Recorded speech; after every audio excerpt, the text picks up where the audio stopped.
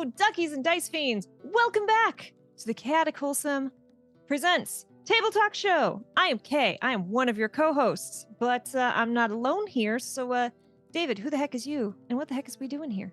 Hi, I am David, and this is the Chaotic Wu-Tang is for the Kids Wholesome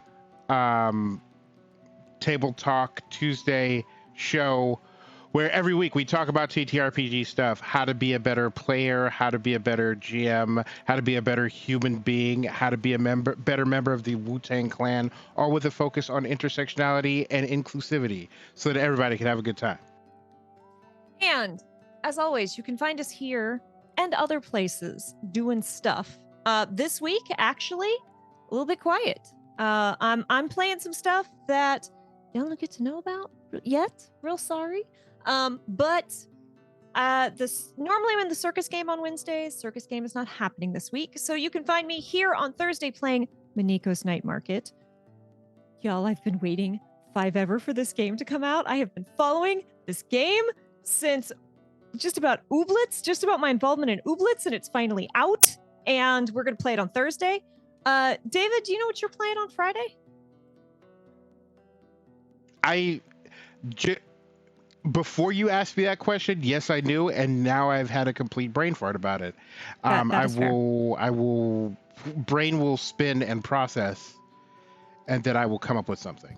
But the answer is yes, somewhere in my brain. I know what I'm playing, but anyway.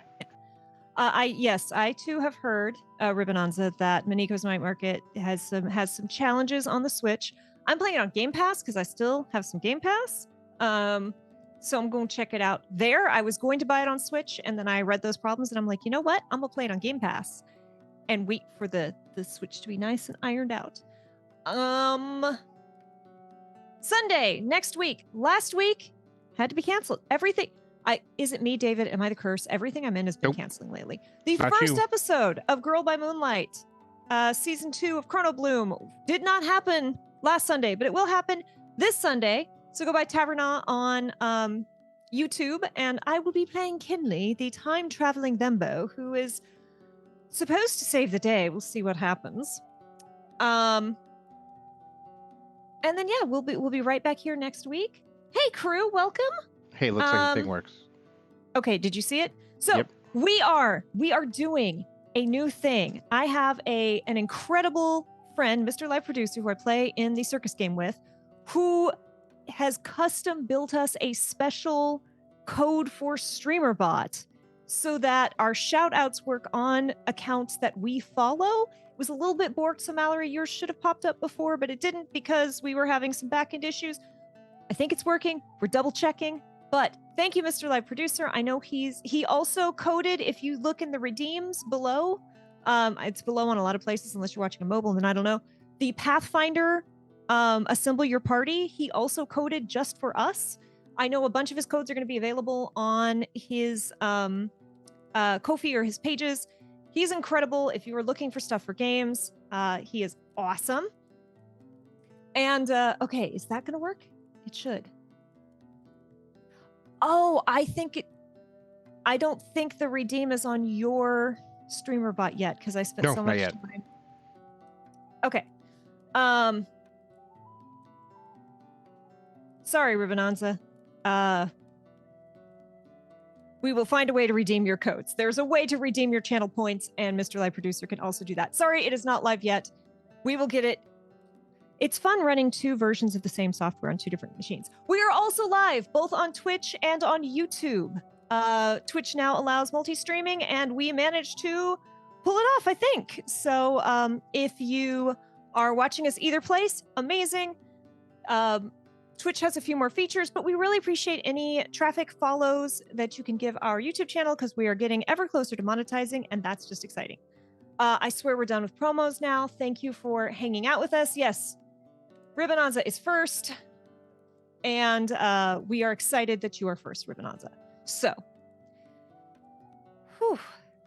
Oh, also, hey, Domo Came, how you doing, Jason? So, also, For those of you who are in the know, there are some super secret, not tweeted. David is fighting with learning a new language, that language being coding streams that are happening almost every day of the week. So thank you to those of you who have been hanging out and keeping my bestie company, because he likes to do this while I'm at work. So it's really difficult for me to keep him company. So we are talking today about player motivations and involvement, because sometimes it's a challenge to get certain players or characters involved, and sometimes that is a responsibility of the GM. Sometimes I'm going to be a little bit spicy here and say, sometimes that's the responsibility of the player. And we're going to talk about which is which and how to impact a bunch of that. So when David and I, when I say there are times it is the responsibility of the players at certain points, by and large, now look, it is by and large your job to build a character, or at least find a way to keep your character wanting to be involved in the story.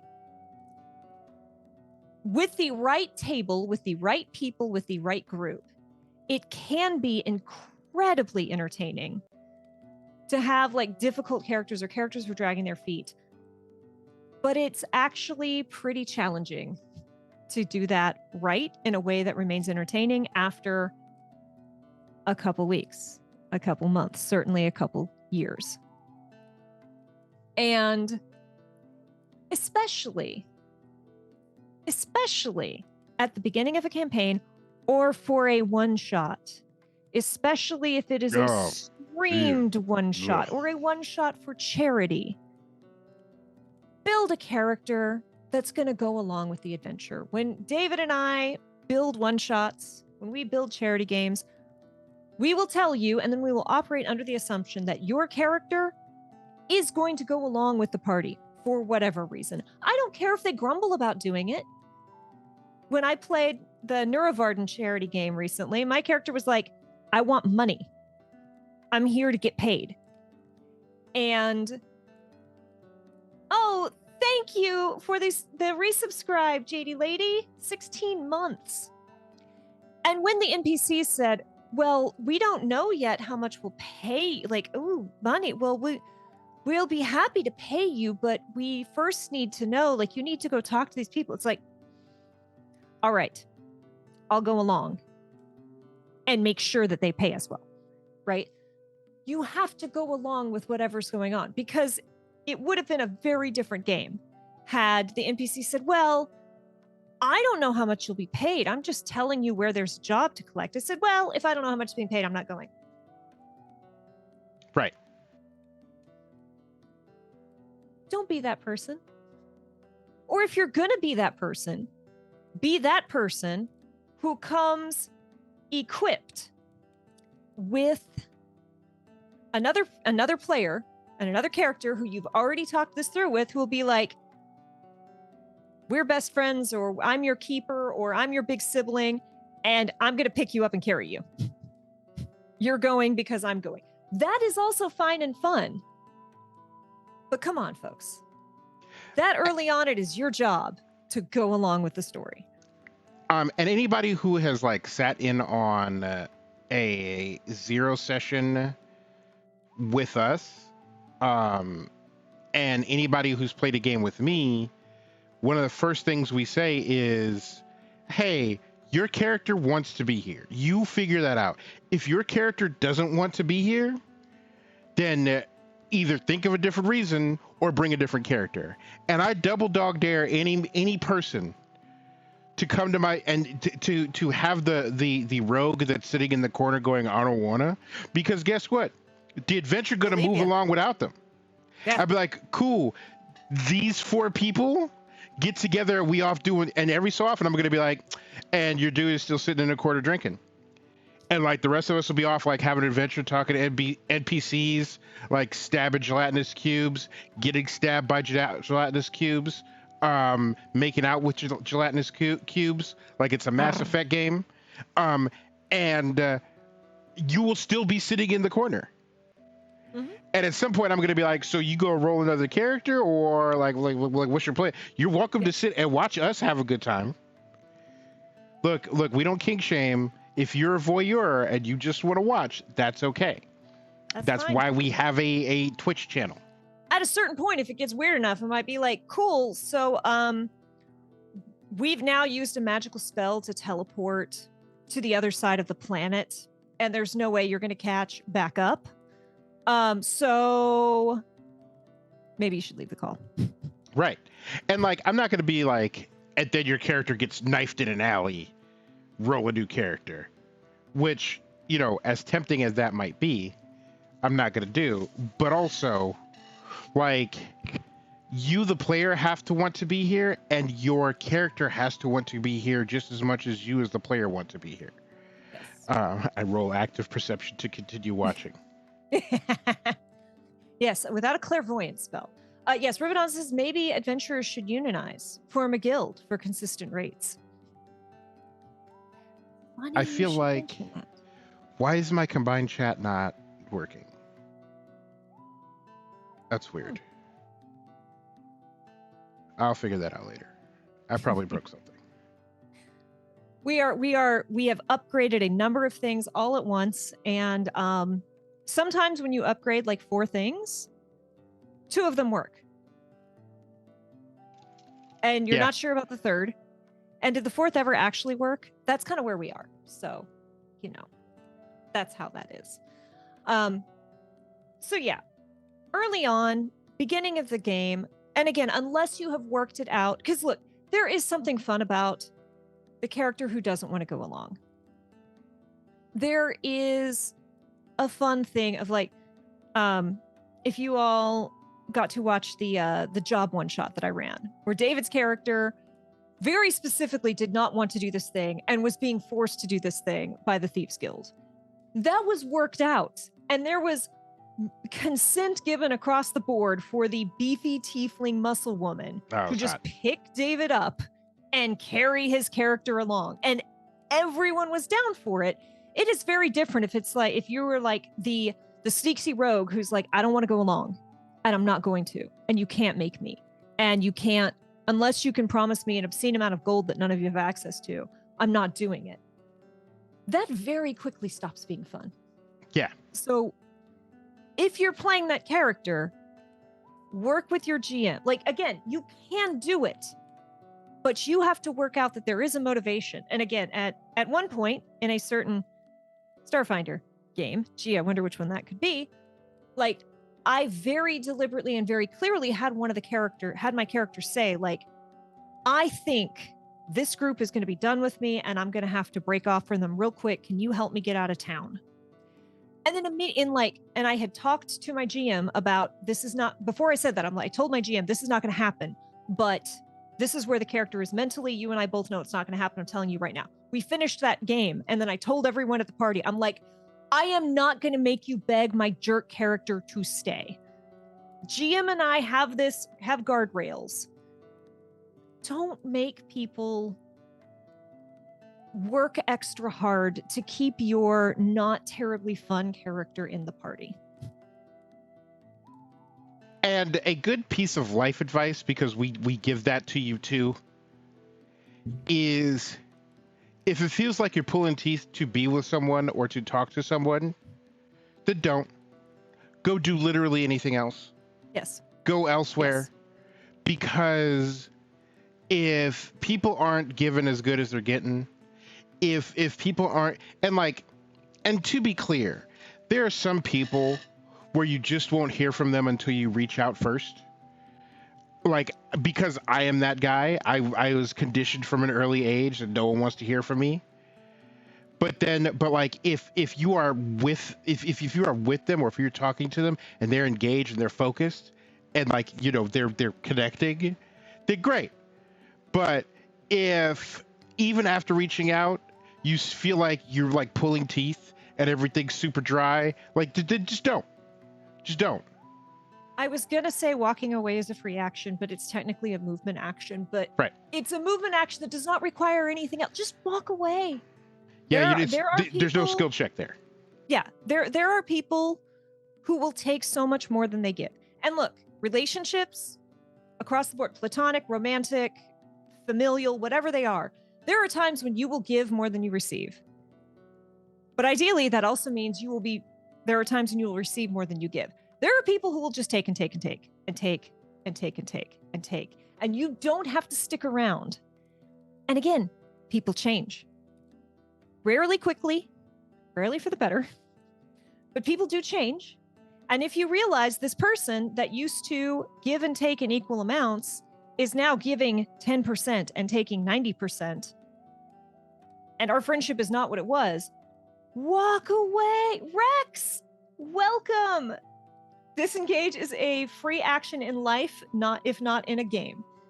Rex, thank you for hanging out. Thank you for the resubscription. I hope your move has gone well. But yes, don't make people fight to keep you there. If that is a thing you have set up beforehand and everyone is entertained by the joke, great, do it. But also check in and make sure people are still entertained by the joke, because 2 years into a campaign, if your character's still threatened to walk away after every encounter, I don't know if it's still funny. It might be. It might be freaking hilarious. And we know people who are funny enough to pull that off. Absolutely. I am not. And let's also be fair. It's not just the person who pulls it off. It's the table. Right. It takes everyone at the table to be that funny. I have the My Little Pony game on my brain because I just finished editing it. It is now, both parts are now live on YouTube. You can watch Candace the Magnificent, who's hanging out in chat, perform musical numbers, including Whose Flank Has Your Snoot Been Under? And Journey. Journey, journey, journey. Yeah. Dance, DM Jazzy Hands' character was so funny. But part of the reason he was so funny was that everyone was ready to be in on the joke. Right? And then Dance trying to make Glitter laugh was so funny. But it was even more funny because he'd fail to make Glitter laugh. And then he'd look at Journey, Candace's character, and go like, did I get her? We'll get her. Don't you worry. We'll get her. So playing it, I would argue, actually, outside of the very beginning of you show up to a brand new game or a one-shot, it is by and large your responsibility as a player to make sure that your character wants to go on this journey, wants to go on the adventure. After that, the party is a major influence on if players stay involved. Because yes, as a GM, I can throw a lot of stuff at you, but it's the table chemistry that really gets people going. And like another important thing, and I immediately think of Godplane, is you have to be willing to touch stuff. You have to be willing and eager to interact with the content that is given to you, because TTRPGs aren't like one of those like Japanese buffets where the things on the treadmills go by and then you just sit there and wait until something you like and then you pull it off of it. It's not like that, because if you treat it like that, then all this stuff is going to go by and you're still going to be hungry. And then you're going to be like, well, why didn't the GM feed me? And it's like, well, and that ties in very nicely to what I'm saying about table dynamics too, of like, if you only care, if you're sitting there and you're like, that bit of plot is intended for this other character and I don't care, and that bit of plot is intended for that other character, I don't care.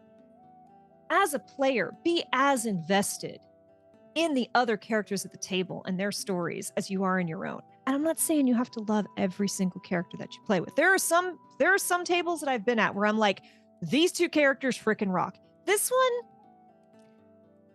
doesn't do that much for me.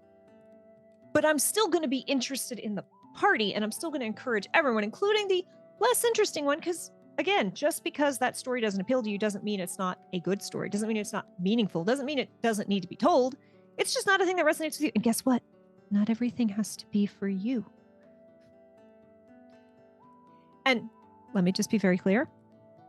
Sometimes some of those stories are not resonating because they are a little offensive or a little not cool or a little enabling a system like the patriarchy or, various things that don't resonate with you because you're dealing with that IRL. And that is a different kind of issue than, okay, I'm going to do a Critical Role reference. I just don't dig Keyleth that much. Just don't get me wrong. Keyleth was not my favorite character. Bo, I love Bo. Marisha Ray as Bo or as... It's not Lydia. Why is my brain gone to Lydia? What is Marisha's character in campaign 3? Laudna. Love me some spooky Laudna. Love me some Bo. Keyleth didn't do it for me. And that's not to say that Keyleth's a bad character. It's not to say Marisha Ray is not. Marisha Ray is great. Just didn't do it for me. That is a very different thing from I don't enjoy the first campaign of Critical Role as much because it is still very steeped in tropes, which I find uncomfortable, problematic, or boring. Two completely different things. So do keep that in mind. So yes. And be a fan. We often say, as a GM, be a fan of your players. As a player, be a fan of your fellow players. And love the other players, love their characters. There's an asterisk there because there are different, like, I'm not going to say stereotypes, but like archetypes of TTRPG players. They're the loud, boisterous agents of chaos, like Kay and I. And the way Kay and I deal with that, if we're both in the same game, is Kay is a general agent of chaos, and I am an agent of chaos for Kay. Now that does like overflow to the rest of the party, much to their chagrin, but I've both run tables and been at tables where there's like the one person who sits there and then like chimes in every so often. And a lot of times it's like tough to like get your character going with that person, or it's tough as a GM to be like, well, are they having a good time? They haven't, like, it's a 3-hour session and they haven't said anything in 2 hours and 53 minutes. And then they're like, I roll for initiative. And you're like, okay, well, I'm glad there's a pulse there. But like, that's why it's important to talk to the people, not just interact with the players. Because I've said to people, I'm like, okay, listen, I put this plot hook out here and are you okay? Are you? And they're like, I'm having the time of my life. And I'm like, great, fantastic. Yeah.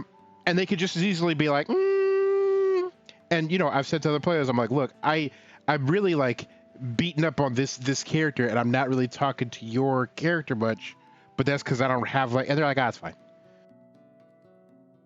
Yeah. And again, that can be challenging as a player because I think everyone who's dealt with me is used to my going, oh, this is going on.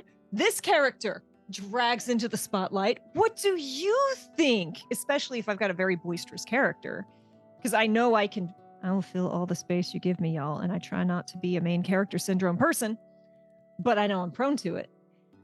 And then I drag them into the spotlight and they're like, I don't have an opinion. Are you mad at me?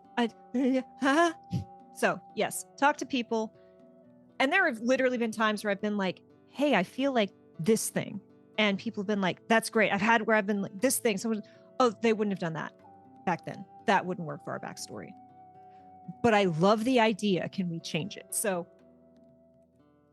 but we talk about communication here a lot. So much can be solved with communication. Don't shut down lines of communication. Now, as much as we talk a lot about, really, it is, to a large extent, your job as a player to stay engaged. There are reasons that might not be happening. For example, a great example is sometimes, especially in longer campaigns, you are not jiving with the character you created anymore. You created this character when you were at a certain place in your life, and something dramatically has changed. Or you created this character to be very edgy, and then something terrible happened, right? life is bad. Like, genocides happen, loved ones die, best friends move to the other side of the country, and you just might not be jiving with the character the way you used to. And so you might, like, you as a player might be disengaging because you can't play that character the way you used to. And that is fine. Again, communicate with your GM, because maybe it's time to say that character doesn't want to be with the party anymore. And they're going to go off and do their own thing. And now you get to bring in a new character that's going to better fit where you are. That is no shame and no problem. The place, I believe, where it really does become at least somewhat the responsibility of the GM to work with the player and super make sure that the player and the character are invested is if you have dropped a major change, info dump, surprise twist on a player or character. So, for example, David and I are kind of known for making you think the world is one way, and then you realize, oh no, like if you've been going along, you're like, oh yeah, we're like Robin Hood characters, we're robbing from the rich and giving to the poor, and then all of a sudden it's revealed, well, actually, all of the families that you've been targeted, you were sent to by this mastermind. These are all families that weren't actually that wealthy, were maintaining by the slightest bit of dignity, and now everyone that you have robbed is now poor and indebted, and everyone knows that they have more money and they are ashamed, and that might make you feel real bad. Player and character. If you did a whole thing and then it turns out that the character that's been pursuing you all and screwing you over and is actually the twin sister that you thought was dead. Okay, maybe you need to spend some time as a GM to check in with that character and that player and make sure they're okay. That is when it is the responsibility of the GM to make sure the player or the character is still invested. And like we've talked about before, like someone has a familiar that's a tabby cat, a tabby cat named, like, let's see, we don't use human names, food names. So like a tabby cat named Biscuit or something. Is it an American biscuit? Yes. Why would wait? Look, there's still tea floating in the harbor that represents my opinion of the British. Okay. And I understand that was like rich people slap fighting with rich people while being racist at the same time. Like, there's a lot to deconstruct from the Boston Tea Party, and the more you deconstruct it, the like weirder and more offensive and more hilarious it gets.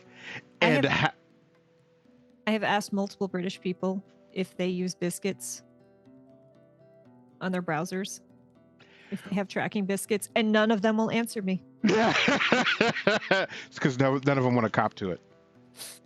They definitely have. The next time your friend from Telltale shows up, I'm going to be like, oh man, there are biscuits tracking your browser history. If you ever play with Pan. Oh yeah. Oh yeah. There may be in the Emergency Power Podcast Discord, there was an entire channel called Biscord because there was an American versus British thing that exploded. Ginger Biscuit, my next derpy familiar. Yeah, like if someone was like, this is my pet kitty from when I was a kid, and I was holding this cat when I got isekai'd while crossing the road, and I went to the new world and gained superpowers, but poor kitty didn't, then maybe just, and I understand that that's like a deep, nerdy, super nerdy reference, but like, then you as a GM, one, should like be aware of that, and two, should talk to your player before you're like, hey, so when the wizard said, I don't care how big the room is, I cast fireball, the only thing that got hit, luckily the only thing that got burnt to a crisp, was the representation of your beloved family pet that you found in the furnace one day on accident. Like, maybe like unleashing horror and trauma on your players in an unintended and involuntary way is a bad idea. And also, I have found as a GM or as a player, if you reach out to a player ahead of time and go like, hey, so I was waiting for that. Well done, Vin. I was waiting for that. I'm so happy you destroyed my co-host. So in a particular Girl by Moonlight game, gee, which one could that be? My character's from the future. And we knew the future was kind of dark and bleak. And I, in my mind, had the idea that one of the characters from this has died in the future. And that was part of what caused my character to become the freedom fighter that they are. And so I reached out to one of the other players who, for reasons, had 2 characters in the game for reasons. And I was like, hey, so knowing that this is the future and it is not what we're playing out in the game, right? Like, are you okay if I say particular things happened in the future? And I listed off a couple potential things, one of which being one of these characters has died. And like, I listed off a couple things so it wasn't super obvious. And the player's like, go for it. Right. And again, because I'm a character from the future, so I know things that haven't happened yet, the way I and also this is the character who just talks like and just goes off and there's really no, like I get lost in what my character is saying. I confuse myself playing this character. Wow. And so I've gone to everyone I play with this character. I'm like, hey, I'll say, I will, if you consent, obviously, I will say things like, oh, you taught me that, or oh, you said this, or oh, you did that, right? And if you don't like what I said, if you don't want that, if you don't think that's in character, if you don't want that attributed to you, just say, that doesn't sound like me. And I will 100% go, oh, must be confused, right? So long as you're communicating, people are generally down for like, yeah, let's put that in the backstory. Yeah, I'm down with saying that might happen in the future. Like people are down for it, so long as you give them a heads up. Because if you come to me and say like, hey, Kay, we're going to do a whole thing where potentially in the future, like we're going to come back and say everyone in the future is dead. And I'm like, cool. That sounds fun. If you come to me and say like, hey, we're going to do a thing where everyone in your life has dementia. I'm going to be like, so maybe not, because for me personally, that's a little bit of a lot, and I don't want to deal with that in a game. But if you want to say they're dead, I'm fine. So just talk. I mean, you might, if you do that to Kay, you might get a glitter bomb minus the glitter from somebody that is not Kay. And for Steve, my FBI agent who observes all of my online content, 1, hi, 2, that is not a threat nor an implication of any illegal nor a promise. Nor a promise. I did not say it's not a guarantee, but I don't do anything illegal anymore, Steve, I swear. So yes, and again, as a GM, sometimes there's a great line that I stole, that a great idea, concept, way of thinking, way of planning a game that I stole from Brennan Lee Mulligan. And Brennan, of course, Brennan runs shorter campaigns that he has to pull together incredibly quickly. And I don't know how many I watched Dimension 20, but that content's pretty heckin' engaging. Like, I'm real mad that it's only Monday because I don't have a new episode of Burrows In to watch. And I know that is an Abria GM and not, but Brennan's a good GM. And Brennan, like, builds out the basics of the world, tells everyone what the season's going to be, gives them the tone. And then he says he sits back and waits. And he sees the characters people bring him. And he's like, if no one has a cleric or a paladin, I'm not building out a whole complex god system. But the line that was so great is he's like, I can build the coolest, creepiest, most intriguing NPC and stick him in a tavern. And the players inevitably will walk in and go, okay, tell me about that guy. Like, will not interact with the NPC that he spent forever building. But somewhere in one of those player backstories is probably an uncle or an ex-neighbor or an ex-lover who did something terrible to someone in the party.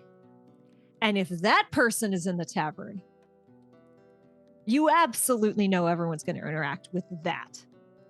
So again, and we spoke about a couple episodes ago, we spoke about knives.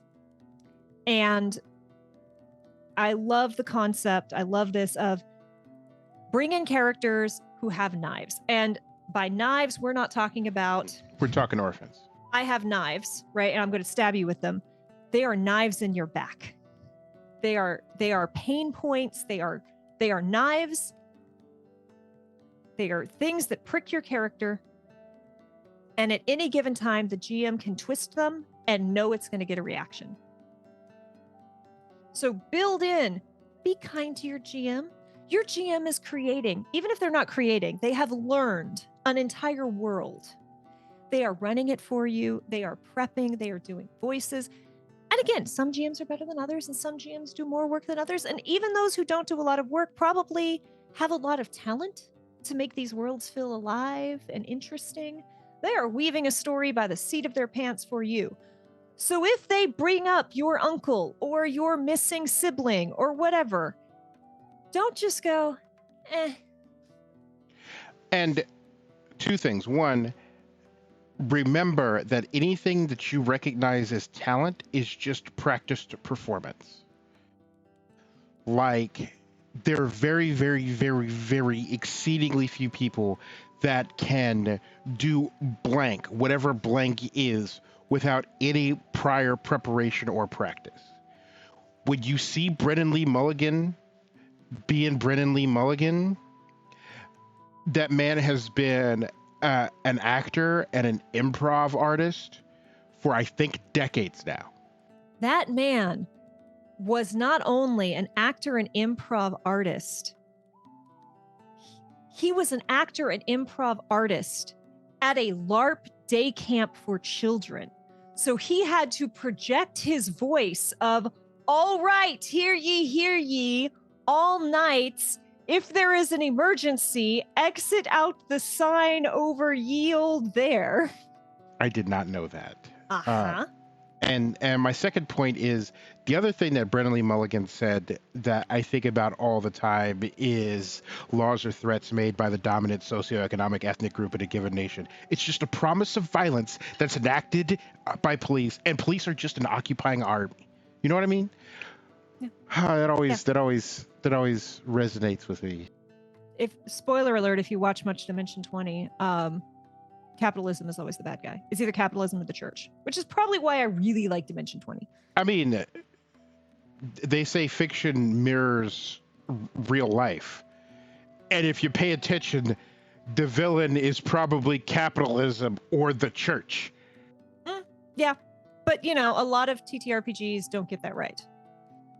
A lot of TTRPGs, you know, the monarch, the king is the good force.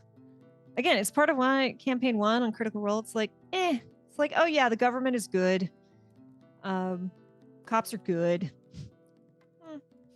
And like, and this is slightly off topic, but I understand that anybody who catches me in a room and like observes me long enough will hear me rail about the government or the armed enforcers that they employ, or just, and I want to be clear.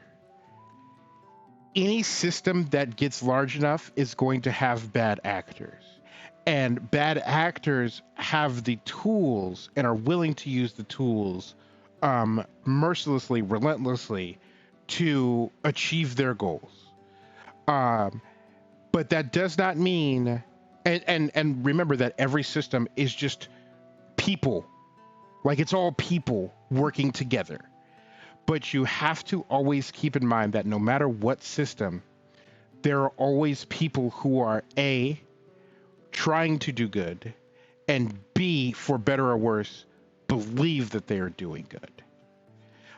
So like a monarch, a Justicar, and like that's part of why like I end up writing a lot of paladin NPCs, is because the intersection of faith and morality and like perceived morality and intrinsic morality, and whether they believe they're doing something right versus whether they're actually doing something right, and then them having the moment of they have to ask themselves the question. It's like, listen, my God tells me that orphans, fatherless children are evil, and I have to Anakin them into the next millennium.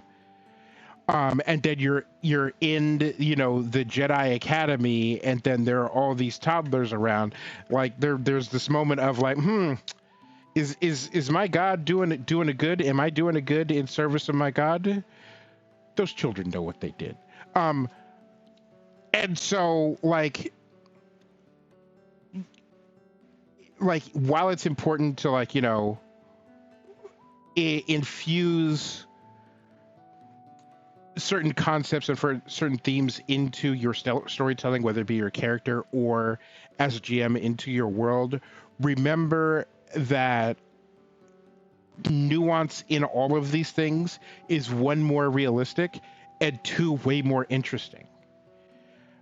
Because like the snively whiplash twirling mustache villain 99% of the time is not as interesting as the villain who has a point.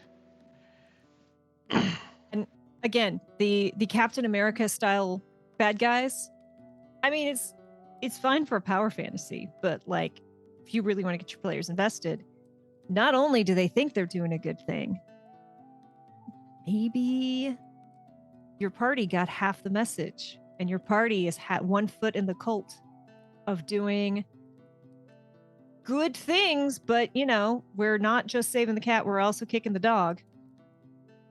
And maybe that's a fun reveal. So,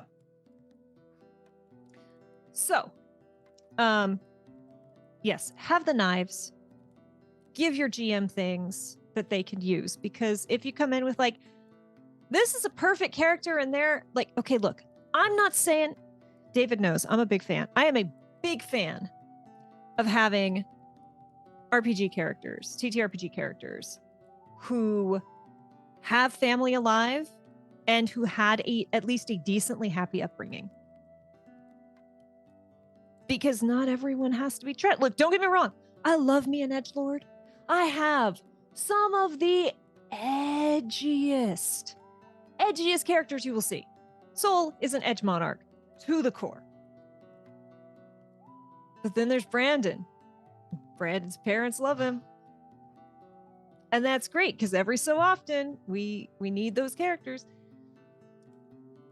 There are ways to have interesting things and knives beyond someone brutally murdered my entire family. And let's be honest, the character who's got a decently complex story is more interesting than everyone I ever loved is dead. Right. And like, so for one, don't show up to my table with dead parents, because why would you deprive me of the opportunity to kill your parents? Two, if you're going to go the route of like everyone I've ever loved is dead, then pull a Wolverine.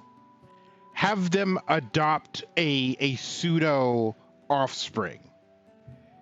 Like in Brooklyn Nine-Nine, which is a cop show. Don't get me started. I understand the conflict of interest there, but there's a character who's played by the sweetest lady in the world. Like, you hear her speak, and I forget the character's name, but at one point she has a dog and she's holding the dog, and she's this hard ass. But then at one point she says, "I've had this dog for about 6 hours. If anything were to happen to this dog, everyone in this room is going. You're all gonna, yeah, Rosa Diaz, you're all gonna die. No one's gonna make it. This dog is my baby now." And like, I think that could be a really like interesting approach to like, oh, I'm an edgelord and like blah blah blah blah. Is like, you know, and the reality is, it is part of the human condition to see yourself reflected in others, and to be drawn to people who reflect who you are. That's why everybody at anime conventions all like stink together is because they're like, oh, we're birds of a feather. We will flock together, and this entire auditorium will need to be like deloused. Like, you know, it's why there are conventions, is so that people who have similar interests can get together and be nerds about their similar interests. And there are more types of conventions out there than you might think. There are librarian conventions, and those are big deals. There are, as we learned from an amazing person in chat, knitting conventions. Right. That's so cool. Actually, fiber conventions are actually really cool. I don't know if you've ever seen fibers like taken from raw and then like cleaned, dyed, and spun. It's really actually cool. It's a really cool process. Like the fiber arts is a fascinating thing. Unfortunately, I did that in high school, but it was a punishment. And I was like, huh, this sure seems like really suspect vintage labor. There's something in me that is squeaking pretty loud about this, but it was fine. Yeah, that was the fun when two venture capitalists bought knitting.com for like, oh yeah, hundreds of thousands of dollars. It was like, we're gonna fund everything. And they're like, what do you know about the fiber arts? They're like, the what? Yep. Oh man, that is a great piece of like, if you don't know, like, go dig it up. It's hilarious. It's so good. It is one of the best what do they call it? Like niche community drama. There's like a phrase for it, but it's so good. It's so satisfying. It was delightful because these two incredibly white dudes just got completely schooled. They were like, knitting's not just for grandmothers anymore. And the entirety of the armed forces are like, you know, we knit. Right. We have a lot of downtime and we knit. That's what we do. And they're like, no, you don't. It's like,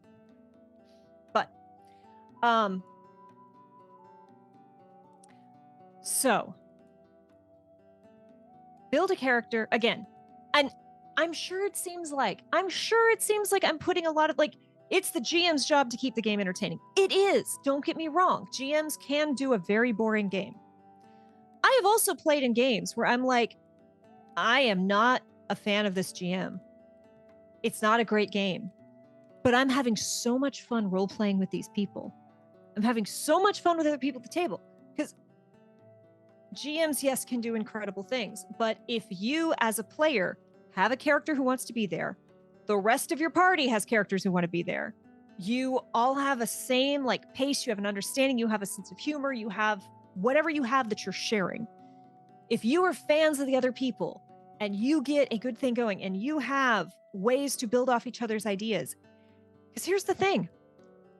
The most memorable things that I have done as a GM for my players came because a player said something and I went, yep, and I'm just going to massage that right on into the story I had before. And here you go. Here's what you suggested with what I already had planned. And now it's even better. And people get so excited when you take their backstory, when you take a thing that they built or worked on or loved and are already passionate about and give it to them in a slightly different form than they expected. It's great. It's really fun.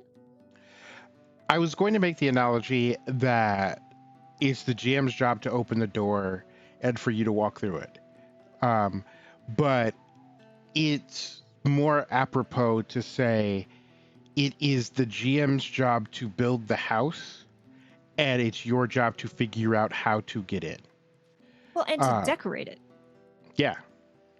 Because like maybe you dive bomb through a window. Maybe you Kool-Aid man through the wall. Maybe you dig a tunnel. But like in an almost literal sense, the world is your oyster. Like the world that the GM builds is a sandbox for you to do stuff in. And there are GMs who make little sandboxes and GMs who make narrow sandboxes, but it's still your job to play in all the sand that's in there and put penguins in them. And sanguines are very important. And there are definitely GMs who, especially there are certain brands of GMs that are usually a certain type of neurospicy, and especially types of GMs who run modules where the sandbox isn't that sandboxy. It's pretty straight. You can still have a lot of fun within those, but also usually, and again, because a lot of times, and it all comes back to communication, which we keep harping on, but really, we're playing at games with words in our imagination. So using your words in and out of character and listening to words that are being said to you are very important. Right. You know, I have seen people interacting with these GMs who are very much like, the module says X, so we are doing X. And then people are like, hey, do me a favor. Like I'm worried that we are lost. I don't know if there's gonna be more, but do me a favor. And if it's not as much, right? If it seems like we're not getting anywhere, give us more hints, because we want to solve this. We don't want to spend too long on it. Like, we're worried about how this is going. Just talk to us, right? And give us more if we don't seem to be getting it. And every time the GM's like, oh, okay. Like, it's not, I won't say every time, because I'm sure there are GMs who will not do that, who are like, well, the book says you should be able to figure it out. And if you don't figure it out, then we're not going forward. But by and large, it's often the GM's going like, oh, it almost, those types tend to think of this as like the pop-up. Well, I've been watching a lot of Stephen Joy's who playing Puzzle, and Stephen is Puzzle. And like the game will pop up and be like, do you want a hint? And he's like, no, go away. I do not want a hint. So a lot of times GMs are like, well, I've put out hints. And it's like, well, the box went away before we could click. Please give me another hint. It would just be like, hint, please. What can I do? And you can do it in character, but often out of character, just going like, hey, before the next session or before we start this session, we're not figuring it out. Can you please just give us a little bit more? And usually people are really happy to do that when you say that. Unless it's Stephanie and the door is not locked, and the whole point was to keep messing with the puzzle until we failed so that she could just show you that the door was unlocked, which my character thought was hilarious. And like, I had a point, and then Stephanie, and then it's gone. But hints. Talk to your GM. Yeah, and conversely, like, for anyone who's seen The Good Place, at one point, what's his name with the bow tie? I'm terrible with names, and I never remember character names. Michael is like, oh man, it's so great that you picked up those 8 points that added up to this out of the 7,000 points that I left out there. And I remember what I was going to say. Like, as a GM, it's your job to like scatter a bunch of like bullshit for people to figure out. And then also it's your job to go with the flow. Like, if people come up with a really interesting, fascinating solution to a problem, like we literally had a thing and then someone was like, well, I eat it. And we're like, you're not supposed to do that. You're not supposed to do that. No one told you to do that. And they're like, well, too bad I did it. And we're like, okay, well, we got to figure it out now. Right. That was fun. And also, as a GM, and look, there are ways to do this that's scummy and not fun. But as a GM, especially for major character moments, we had a scene in a game where it was a major moment for this character. It was a spotlight on the character, and a decision had to be made that was. And so I'm like, you're in this situation, your best friend is in major trouble. You have to do something. What do you do? And literally my GM notes in brackets in all caps said, I don't know what the fuck he's going to do, but I guess we're going to find out. I had no idea how he's going to solve that. And however he did it was the right way. And that's what was important about that, is however he did it, because this was focus on his character. Don't sit around with everything and go like, well, there's not a solution. I'll let them figure it out. Have solutions, have different ways for people to get to a solution. But if someone comes up with a really cool idea, roll with it. Again, I was editing the My Little Ponies game, and Candace was coming up with some and again, a little bit of that was constrained by the module itself. Spoiler alert, if you haven't watched it or haven't read, or you're going to play the My Little Pony Stealing Thunder adventure, you don't want it, like, just do this, and then I'll give you a thumbs up when you're ready to come back. But just in the race, spoiler alert, take it off if you don't want to know. In the race with Spitfire, you actually, the player's rules as written, cannot impact Spitfire herself. Cannot slow her down. Like, this will happen in X number of rounds, no matter what the players do. But my players were so creative, between Candace and Eugenio especially, but the other two also were great. But Candace and Eugenio especially just pulled out the stops with cool stuff to do to mess up this character. It reached the point where I'm like, I'm giving them an extra round because this is so good. I'm not going to not. Okay, we're done. If you can come back. Spoilers are over.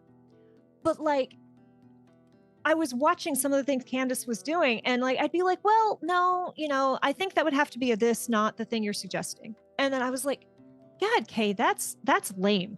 That's not cool, Kay. And then 2 seconds later, Past Kay was like, actually, no, I'm cool with that. Let's go. And I'm like, thank you, Past Kay.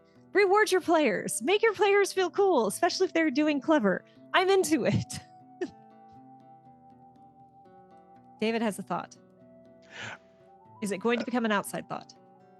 It was a food-related thought, so no. Oh. Because apparently David is hungry today. But that is neither here nor there. But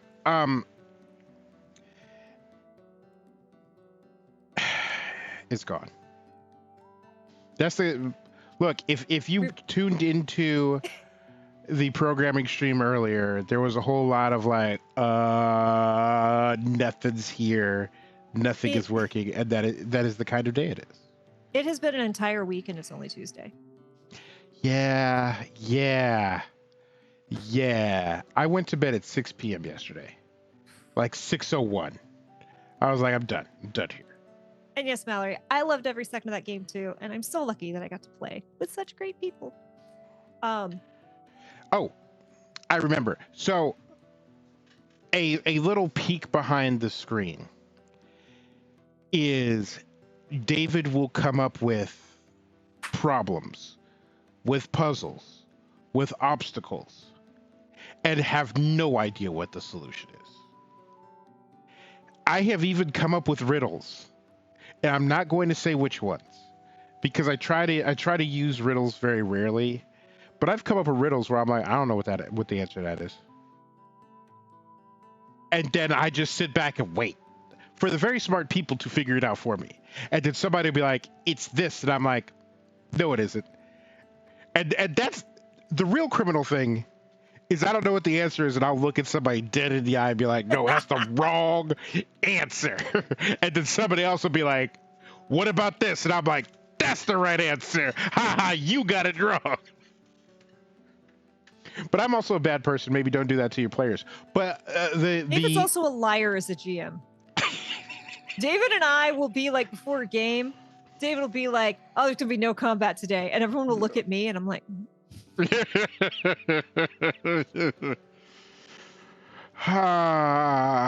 David will boldface lie to the players.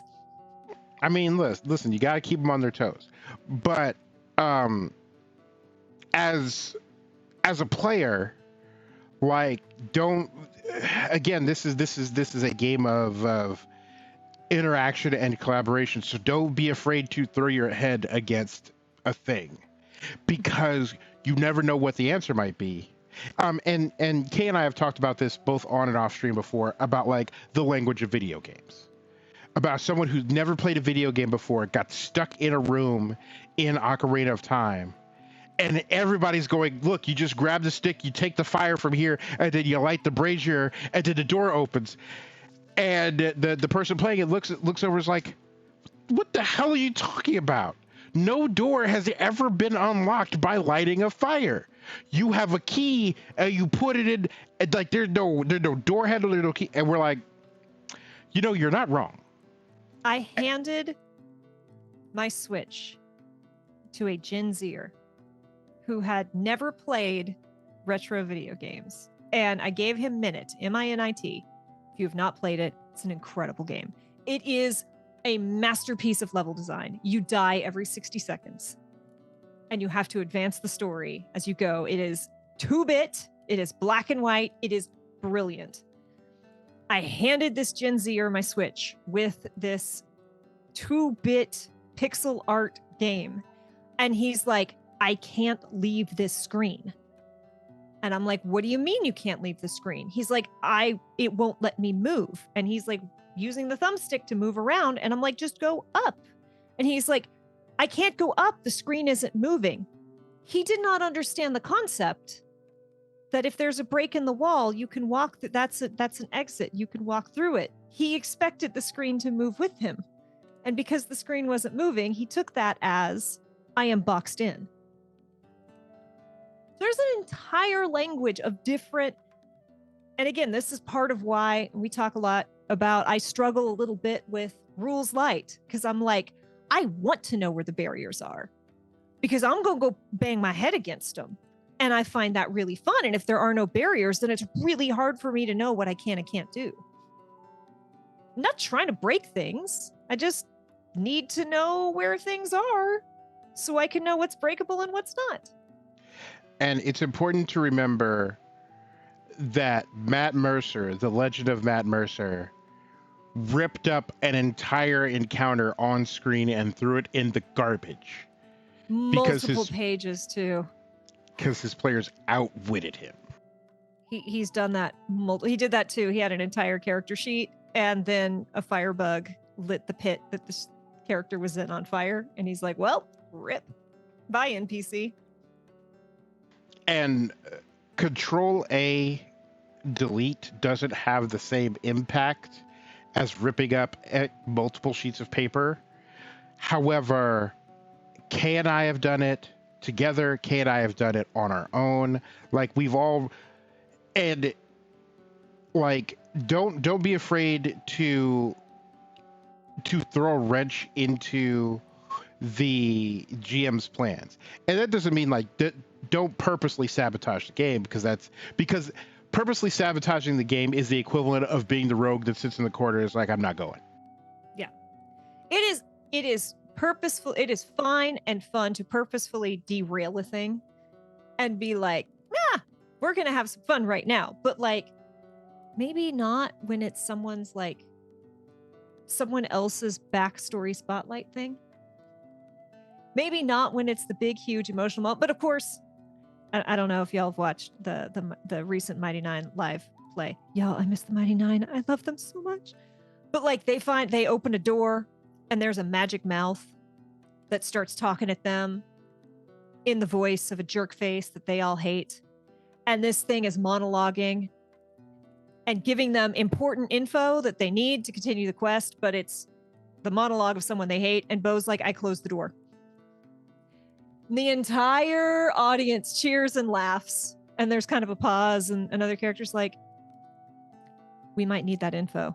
And she's like, yeah. And she opens the door. Matt's like, the voice continues. Kay and I have concocted a villain where if you close the door to the room where he was monologuing and then opened it again, he would still be going. Oh yeah. Candace has met that one. I'm not going to say anything about a magic mouth. The end. It is a spell in 5e. That's all I'm saying. It's going to be in my next campaign. There's a whole oh god, I know too much about the fan fictions and the fan created spells for various D&D campaigns, and pretty much everyone agrees that there's the grease trap spell. Everyone agrees there's a different grease spell that's a cantrip. No. Second edition? Oh, it doesn't. It only exists in fan fiction. Do you really have to think this hard about it? No, because like I swear that in second edition we used a grease spell. There is a grease spell, but there is a different grease spell.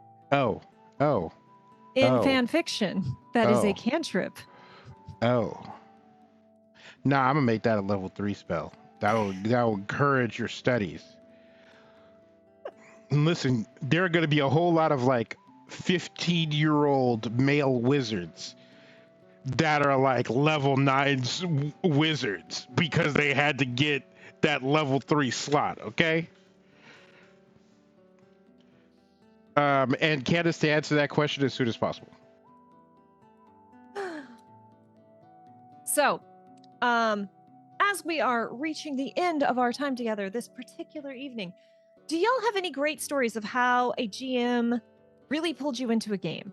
One thing, another topic I'd love to revisit later, David Tilstra, friend of the channel, the incredible David Tilstra, did a tweet about like, GMs, where do you start your campaigns? I keep starting mine in a prison. And I'm like, that's a great place to start.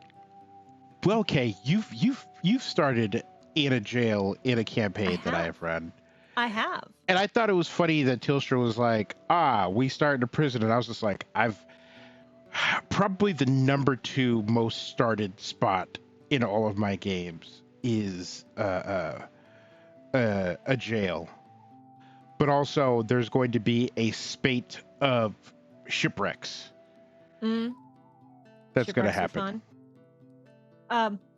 So that's the most fun and creative ways to, I think I've told this story before and I'm not going to do it now, but chat, if you have anything really cool that a GM has done to really pull you into the campaign, pull your interest, keep you involved, shout it out now so we can read them off. But again, my favorite starting of a campaign goes to a game that Cato played in, where it was a funeral.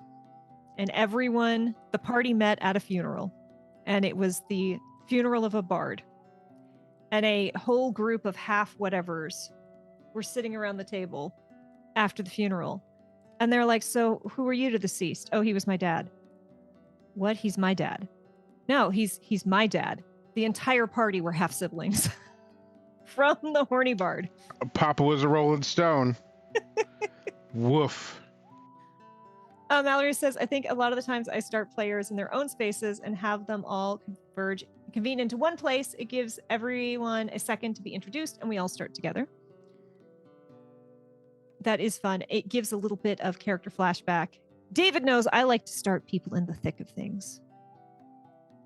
Like, look at the first scene of Godplane. Yeah, it's like you wake up after a hard night of drinking in a room, in a place that isn't even a room, and no one speaks your language because you're still drunk.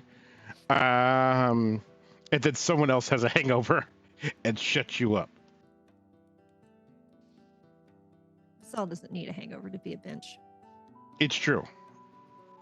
But I feel like Vasal always, I feel like Vasal is one of those people that always has at least a little bit of a headache, like behind one eye. Yeah.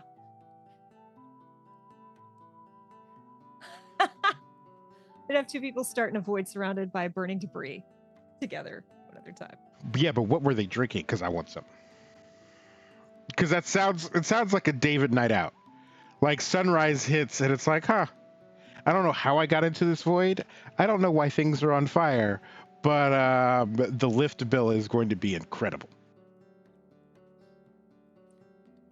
But yes, so again, communicate. As a player, when, and again, this is Kay's, we're going to do a quick countdown of Kay's rules of what are your responsibility for player involvement as a player in a TTRPG. Your character should either want to be there or have enough reason to be there and take part in the adventure. Don't make me drag you before I know you into this adventure. Just do the thing. Be a fan of the other players and characters. And as David said, touch stuff even if it's not your own. Poke buttons, pick up on things, interact with stuff, because it's TTRPGs. Things often interweave together in ways that are not obvious. Yeah, and like if you knock the sonic rings out of a bandit, and you see that there's a silver sonic ring instead of a gold sonic, pick it up. I need you to pick it up. You gotta reach out and touch it. You worked real hard to knock the sonic rings out of this man. Now run his pockets.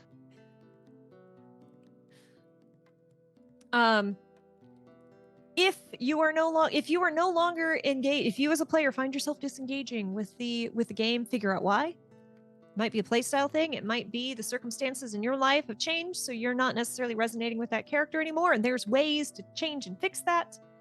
If you are not resonating with the game because there's various reasons that this could happen. The game itself is just not jiving with your style.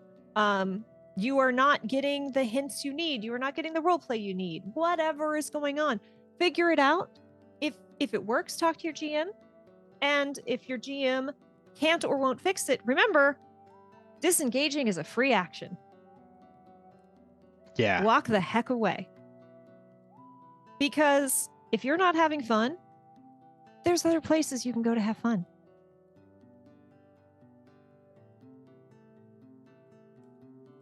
Yeah, and I think we don't talk about it enough that you could like consent means always being able to say no. Consent means always being able to withdraw consent at any point. And that if you're not having a good time, even if it's with your friends, you don't have to be there. I have told this story before, and I will tell it again because it's shameful, but it's also very funny and very entertaining. Baby K didn't know they were ace. Baby K was in a long-term relationship with the first boyfriend Baby K had ever had. Didn't want to be in the relationship with said boyfriend anymore, and didn't know how to break it off because nothing truly bad had happened, and Baby K didn't understand that I just don't want to be in this relationship anymore was enough of a reason to walk away. I'm just not having fun is a good enough reason to walk away. Absolutely. 110%. Disengaging is a free action. If people taken more than they give, maybe it's time to disengage. Maybe have a talk first.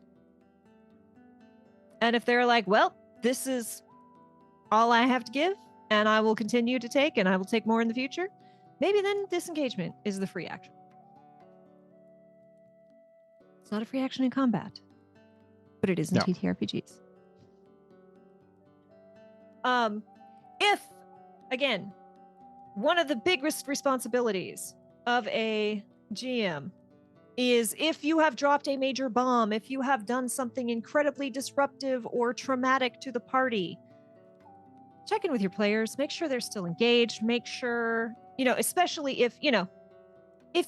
if some major stuff happened, be it through events or through dice rolls, your party's paladin has broken their oath. Work with your player. Work with them. Figure that out. That is partially your responsibility.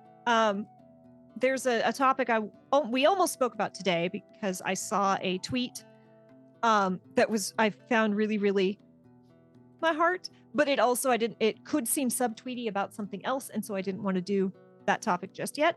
But she was like, my character is a druid and was given the gift of a familiar, and my familiar died. And I can't figure out how to get it back. And my GM was like, I don't have find familiar because I'm a druid. It's not on my spell list. And my GM, I've done all the things. I've been to 3 different libraries. I've prayed at the church, and I get nothing. And I don't know how to get my familiar back. And I don't know. And I'm like, I feel like your GM's trying to do a plot thing. But if you're not figuring out what the plot thing, maybe talk to your GM. And GMs, if your player comes to you and says, this thing is really important to me and or my character, can I get it? Like, okay, look. I stopped keeping up with Critical Role Campaign 3 because I forget if it was 3. There was almost a TPK that was entirely the party's fault. And and 3 or 4 characters, I guess it is all but, because there's 3 or 4 characters died, dead, gone. And in past games,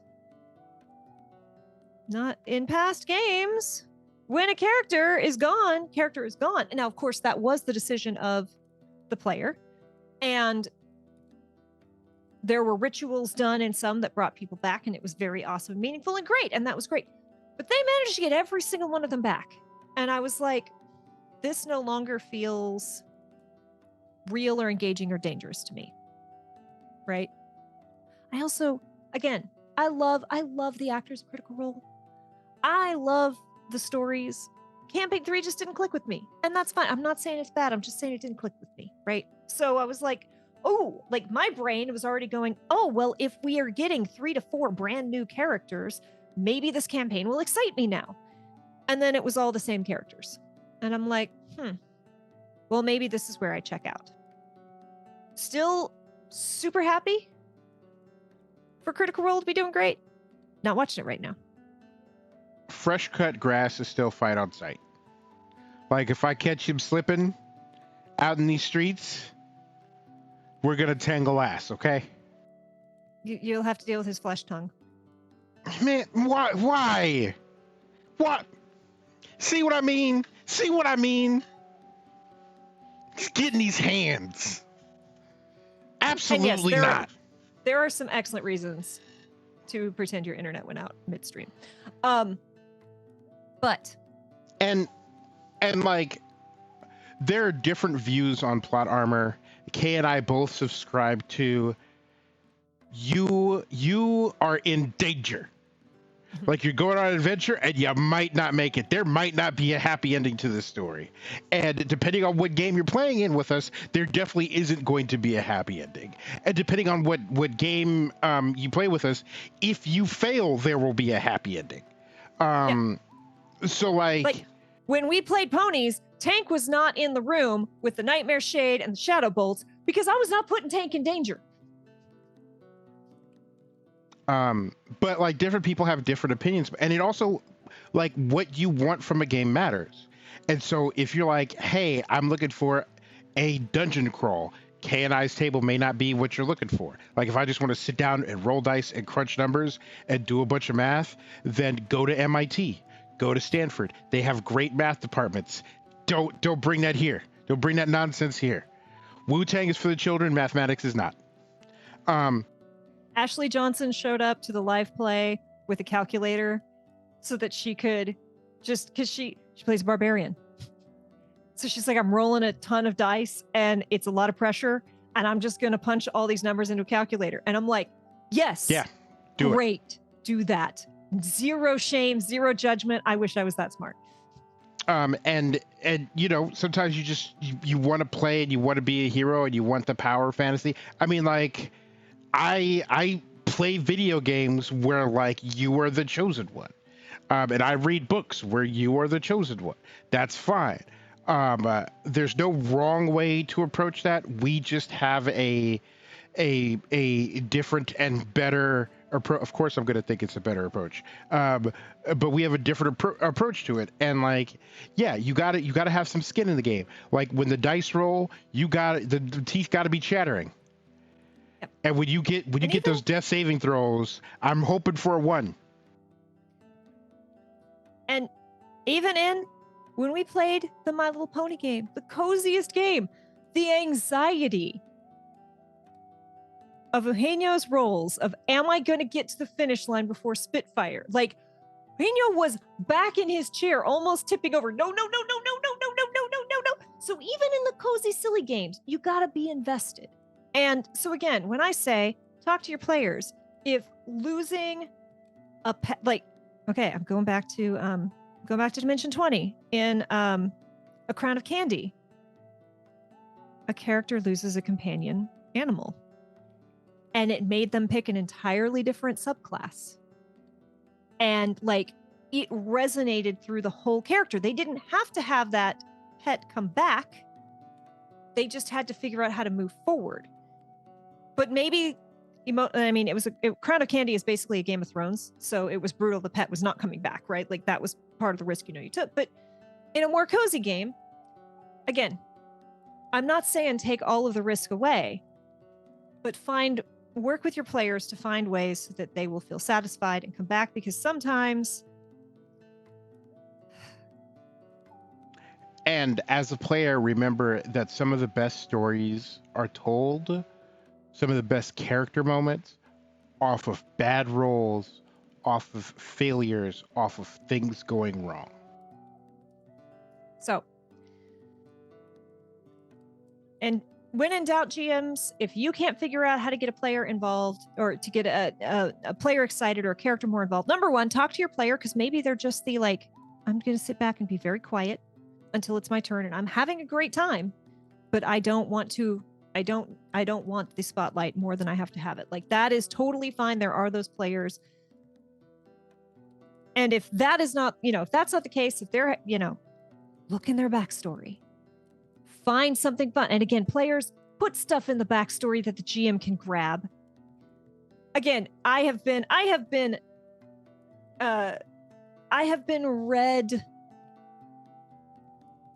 shamed more than once for having really long character backstories. And part of the reason they're really long is that I want to have hooks. I want to have hooks that the GM can just be like, because more than once I've had a GM go like, I'm like, okay, cool, the story's about to conclude, la da da da da. Oh, that's from my backstory. Oh, and it feels so good when you had completely forgotten about that detail, but the GM didn't. Give your GM the space to surprise you with that. Whole season was truly amazing. How failure and work between GMs and players talks could make them seem invested. Sakoyama was phenomenal. Yes. If you have not watched A Crown of Candy is one of my favorite actual play TTRPGs out there. It's so freaking good. It's Game of Thrones. There's lots of betrayal, lots of death, but they're also all candy people, which just makes it that Sakoyama plays a Cadbury bunny, a chocolate bunny. It's great. So with that, I think we are coming to the end of this. Again, Circus Game is not happening tomorrow. That normally happens every Wednesday. I'm playing Miniko's Night Market tomorrow. David, did you remember what you're playing on Friday? I remember that I was, so at the end of my stream on Friday, I had to sit and stare and process. And that is still happening. David beat Slay the Princess. And has feels. Yeah. And so that processing will continue. So it's going to be a game time decision. So I'm playing Miniko's Night Market Thursday. David's playing something on Friday. Sunday, over at Tavernon's channel, I will be playing Chrono Bloom Girl by Moonlight game Season 2. It will be the first episode of Season 2 because this one was delayed. And we'll be right back here Tuesday. We got some other stuff going on, but we can't talk about it just yet. Thank you all so much for hanging out with us. You always make our chats so much more delightful. We got Xander playing some Wind Waker, unless y'all can think of someone else we should raid. Yeah, we're going to raid some. We're going to raid some Xander. Yeah, unless someone else weighs in, we're going to raid some Xander. Righty. Well, if you have another suggestion, shout it out now. We are going to flip to the ending screen. Xander starts with a X. I can do it. Thank you, Jason. That's so sweet. Oop. So, have an excellent one. Thank you for spending your evening with us. I hope to see you at some stream between now and then. And if not, we'll see you right back here next week. Be kind to yourself, be excellent to others, and we'll see y'all next time.